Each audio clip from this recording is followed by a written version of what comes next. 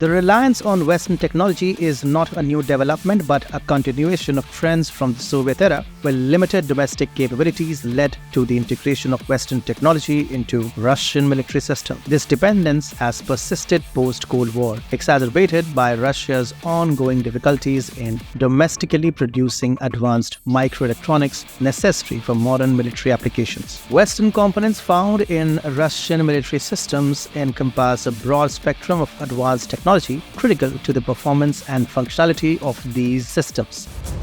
Welcome to TFI Global, the antidote to mass delusion.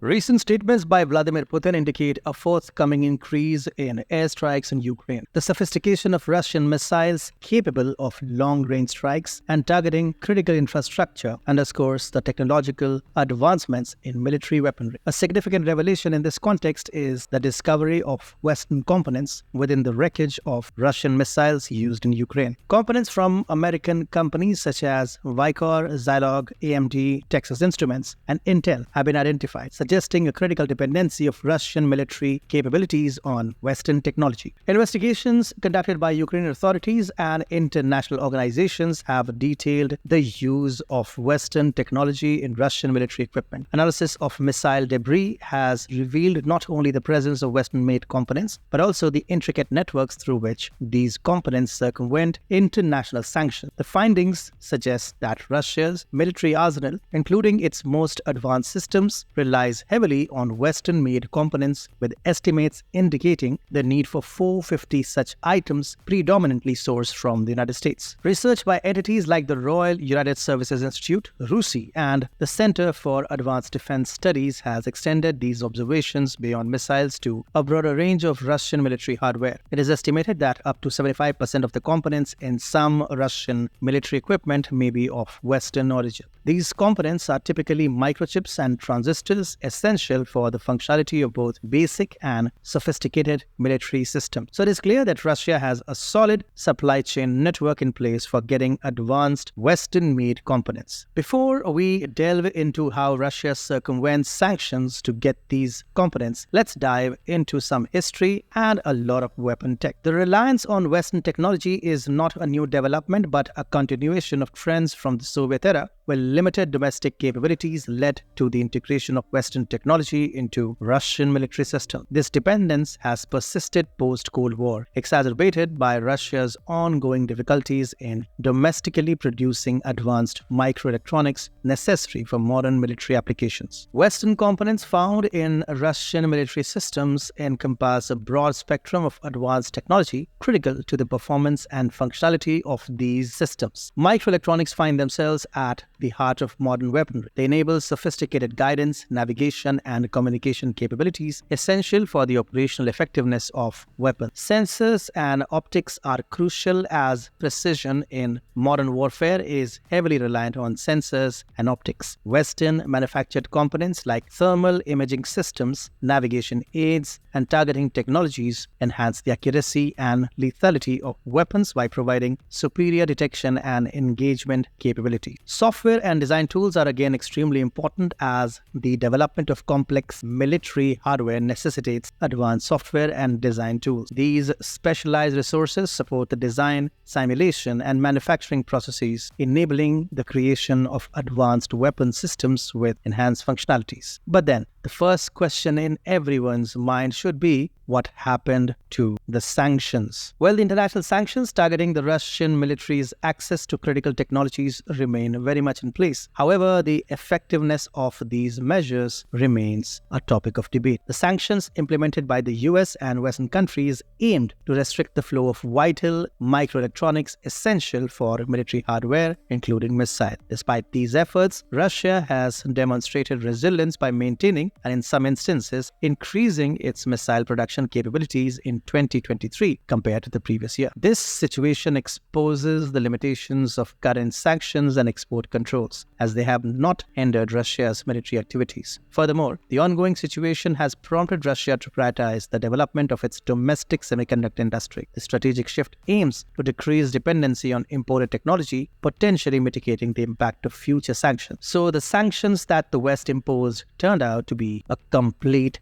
dud. Now we come to the core of the topic: how Russia makes a big fool of the West, how it makes a mockery of the sanctions and procures Western technology. The mechanism by which Russia circumvents international sanctions to procure Western technology for military applications is a masterclass in itself. It involves a sophisticated and opaque network designed to bypass export controls and sanctions. At the heart of this system are illicit supply chains that utilize shell companies, brokers, middlemen, free trade zones, and cryptocurrencies to facilitate the acquisition of critical technologies. Brokers and middlemen play a pivotal role, operating within jurisdictions that either lack the regulatory framework or enforce it loosely, thereby easing the transfer of banned tech. These entities are adept at navigating the complexities of international trade laws, exploiting loopholes to ensure the seamless movement of goods. Shell companies are another critical component set up to mask the true stakeholders in transactions, thereby obscuring the end use and destination of sensitive technologies. These entities are often registered in countries with minimal regulatory oversight, making it challenging for authorities to trace the origins and intended use of the commodities in question. Free trade zones, recognized for their relaxed regulations, serve as pivotal waypoints for the transshipment of goods. These zones, located in strategic locations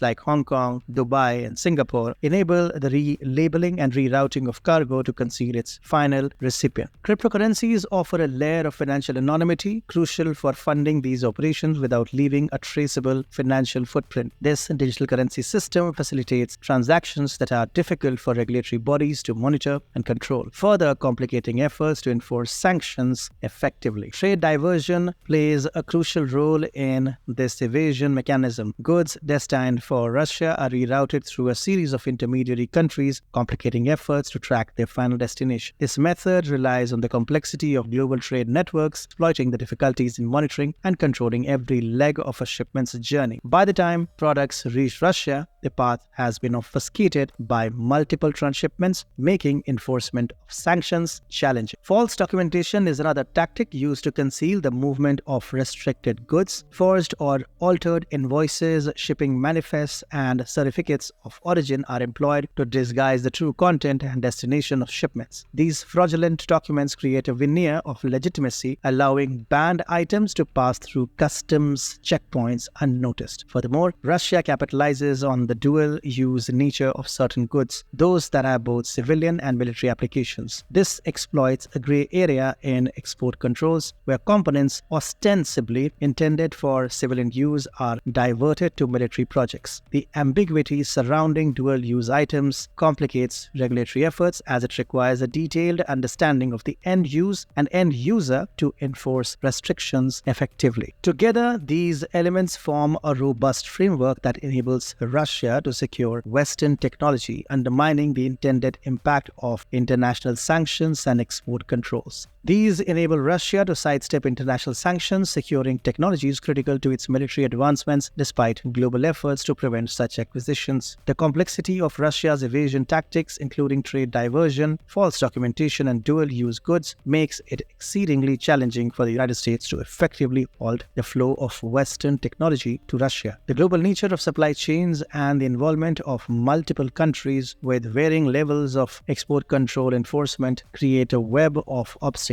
Additionally, the adaptability and resilience of Russian networks in response to evolving sanctions further hinder US and West's efforts. The dual-use nature of many components adds ambiguity, requiring extensive intelligence and resources to differentiate between civilian and military applications. These factors collectively render practical prevention a formidable task for the US and its NATO allies.